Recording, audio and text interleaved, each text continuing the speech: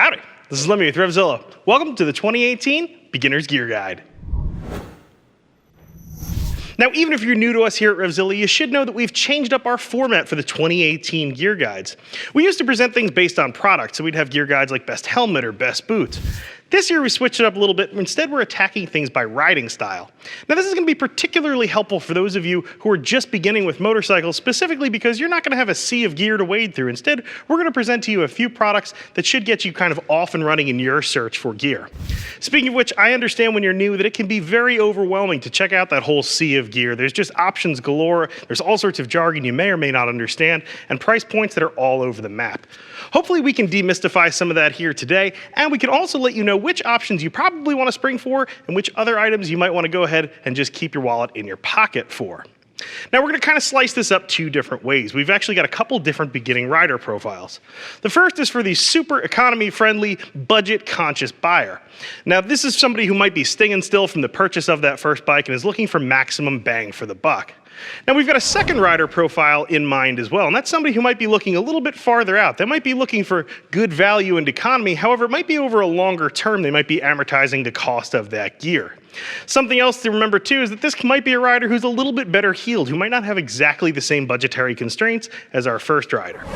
Now if you take a peek over here, you'll notice that Francis is on sort of a stereotypical learner bike, a Honda CBR 250. We see lots of incoming riders on this motorcycle, and it's usually indicative of someone who's trying to get maximum bang for the buck. So of course we've outfitted Francis in gear to match, stuff that really does give good value for the money.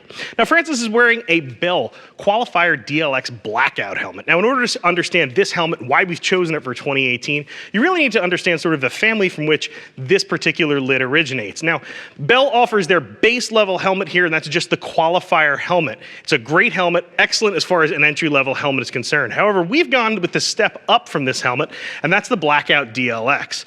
The reason why is there's three things that come along with this helmet that make it kind of a good value, great bang for the buck. First, you can notice that tinted shield on there. That tinted shield comes right in the box along with a clear shield when you wind up buying a DLX Blackout helmet.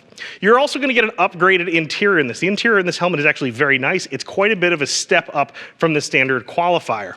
The last little nice to have on this too is on the right side of that helmet, you'll notice there's a little door. The trap door is for a comm system. If you plan on upgrading later and outfitting your helmet with a comm system, that will fit most Cena and Cardo units as well. Now you should also know too, if you want to shoot the moon and go one step up, you can go to the Qualifier DLX. It's just like this helmet, only instead of having two shields in the box, it includes a transition shield for those of you who are familiar with that technology from the eyewear world. Moving south on Francis, you'll notice he's wearing a jacket here, and that's the Icon Overlord SB2 jacket. This is a favorite jacket of mine. I like this particularly because I feel like it offers a beginning rider all of the stuff they need with none of the stuff they don't. This is a very low price point jacket, but there's a ton of features packed into this thing. The first one that I love is the fact this has a thermal liner. It really extends the range of the jacket. It allows you to use the jacket in a number of different scenarios, especially if you're riding early in the morning, perhaps late at night, trying to sneak in some riding before or after work, or maybe you're even commuting in your first season out there. This can help extend your jacket's usability. The other thing I love about this too is armor is included in here. It's D3O armor, and that's not just armor at the elbows. There's also a spine protector in there too. With most jackets you're going to be looking at, you should know that adding a spine protector usually will cost you a couple extra bucks. Icon is focused on safety first. They've got that right in there, and if you notice, the price on this jacket is not offensive at all. So let's move on to some gloves here. You'll notice that Francis is wearing a set of Alpinestars SMX2 V2 Air Carbon gloves. Now we've chosen the Air Carbon because it's a great glove. This is a glove, firstly, it's a short cuff glove. Leather palms in this. You can see obviously the carbon armor at the knuckles on this thing. Great ventilation on this glove.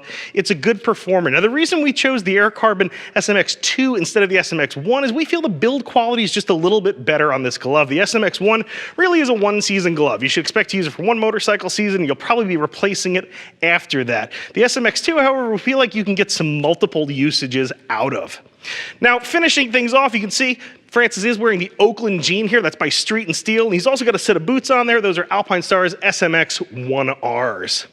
Now remember, this is just one gear guide and a whole slew of these things that we actually do. So if you're a beginning rider and you're thinking about maybe picking up a dirt bike or trying your hand at adventure riding, make sure you check out our other gear guides. We'll show you the gear that'll be most appropriate for those riding styles as well. Let's move on to our next rider profile. Next up, we've got Eric. You can see he's here on a Ducati Scrambler. Not so much your stereotypical beginner bike. Instead, this is a bike we're going to see probably better heeled buyers sporting. Now, if you can imagine, if you will, Eric is your rider maybe who is interested in something that's a little bit more understated. Maybe he's a rider who's come into motorcycling just a little bit later in life and consequently might have a few more bucks to burn. Also looking for great value here. However, value might be expressed over a period of years rather than months.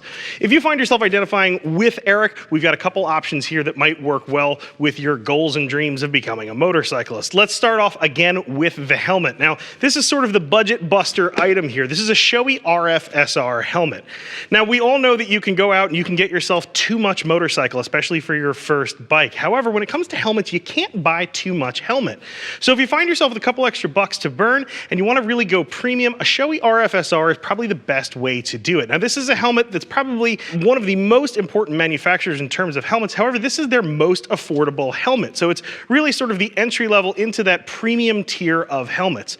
This is a helmet that does remarkably well. I have one of these. I wear this lid. I love it a lot. It works well with a variety of head shapes. This is also a helmet too that's built really, really well. It's definitely a helmet that's going to carry you through its entire intended 5-year service life. These things are also great too because they come with a pin lock right there in the box. If you're not familiar with a pin lock, it's a device for help keeping your visor fog-free when you're out riding. That's actually something that happens fairly often, especially if you're riding in warmer or cooler temperatures, changing temperature rapidly.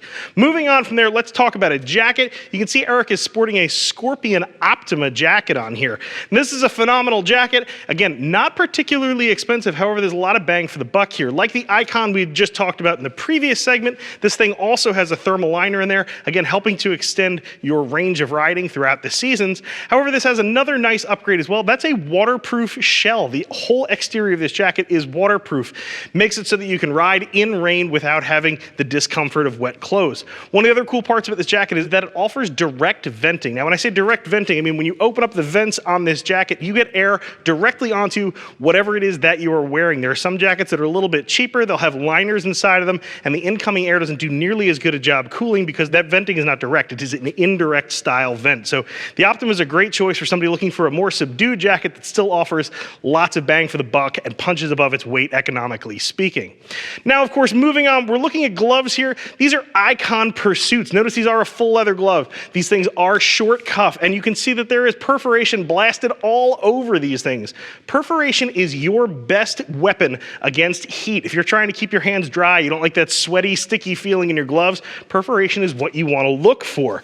Now, these things, of course, are going to be perforated all the way through. That's important because if you're like most beginning riders, you're probably starting in the spring or the summer.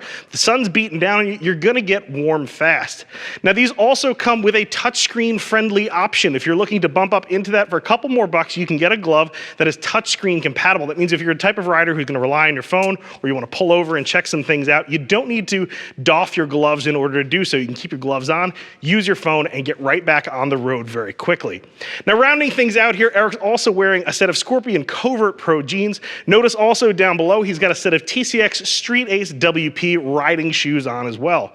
Now, if you're interested in any of these products that you've seen up here, make sure you cruise on over to RevZilla.com, check out our gear guides page. Make sure too to subscribe to us if you haven't done so already, so you can catch each of those gear guides as we're rolling them out. Thanks for checking out our 2018 Beginner's Gear Guide. I'm Lem, I'm out of here.